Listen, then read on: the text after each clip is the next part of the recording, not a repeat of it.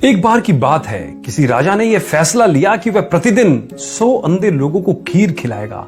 एक दिन खीर खिलाने वाले दूध में सांप ने मुंह डाला और दूध में विष डाल दी। जहरीली खीर को खाकर 100 के 100 अंधे व्यक्ति मर गए। राजा बहुत परेशान हुआ कि मुझे 100 आदमियों की हत्या का पाप लगेगा। राजा परेशानी की हालत में अपने राज्य को छोड़कर जंगलों में भक्ति करने के लिए चल पड़ा ताकि इस पाप की माफी मिल सके।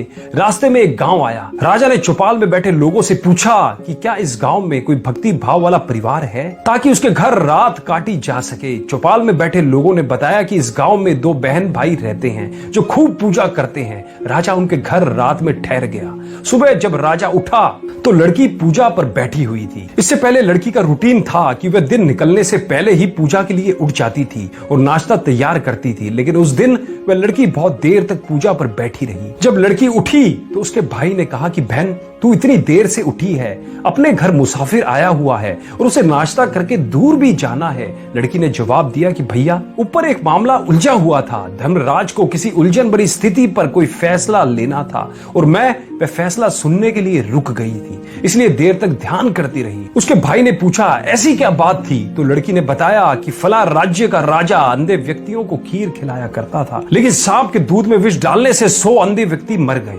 अब धर्मराज को समझ नहीं आ रहा कि अंधे व्यक्तियों की मौत का पाप राजा को लगेगा, सांप को लगे या दूध बिना ढके छोड़ने वाले रसोइयों को लगे। राजा भी सुन रहा था। राजा को अपने से संबंधित बात सुनकर दिलचस्पी हो गई और उसने लड़की से पूछा कि फिर क्या फैसला हुआ। लड़की ने बताया कि अभी तक कोई फैसला नहीं हो पाया था। तो राजा ने पूछा कि क्या मैं आपके घर एक रात और रुक सकता हूँ? दोनों बहन भाइयों ने खुशी से उसको हाँ कर दी। राजा अगले दिन के लिए रुक गया, लेकिन चौपाल में बैठे लोग दिन भर यही चर्चा करते रहे कि कल जो व्यक्ति हमारे गांव में एक रात रुकने के लिए आया था और कोई भक्त भाव वाला घर पूछ रहा था, उसकी भक्ति का नाटक तो सामने आ गया है। रात काटने के बाद वह इसलिए नहीं गया क्योंकि जवान लड़की को देखकर उस व्यक्ति की नीयत खोटी हो गई, इसलिए वह उस सुंदर और जवान लड़की के घर पक्के तौर पर ही ठहरेगा या फिर लड़की को लेकर भागेगा। दिन भर चौपाल में उस राजा की निंदा होती रही। अगली सुबह लड़की फिर ध्यान पर बैठी और रूटीन के टाइम अनुसार उठ गई। तो राजा ने पूछा,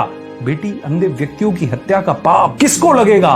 तो लड़की ने बताया कि वह पाप तो हमारे गांव के चौपाल में बैठने वाले लोग बांट के ले गए। इस कथा का सार इस प्रकार है, निंदा करना कितने घाटे का सौदा है। निंदक हमेशा दूसरों के पाप अपने सर पर ढोता रहता है और दूसरों द्वारा किए गए उन पाप कर्मों के फल को भी भोगता है। अतः दोस्तों, हमें सदैव निंदा से बचना चाहिए। अब दोस्तों, आपको आज 3 कार्य करने हैं। पहला, इस कथा को कम से कम 2 से 3 बार जरूर सुने और समझने की कोशिश करें। सुनने के अलावा समझे इस कथा को, तभी आपको इसका पूर्णता सार आ पाएगा और आप अपने जीवन में इस कथा को समझ पाएंगे। दूसरा, इस कथा के सार को अपने जीवन में लागू करें, अर्थात आप भी कभी निंदा भूल कर भी ना करें। और तीसरी बात और आखिरी बात, विद्यादान महादान। इस वीडियो को कम से कम अपने 10 दोस्तों में या रिश्तेदारों में शेयर जरूर करें, जिससे यदि वो भी निंदा करते हैं तो वो भी इस आदत से बच पाएं और इस आदत को दूर कर पाएं। धन्यवाद।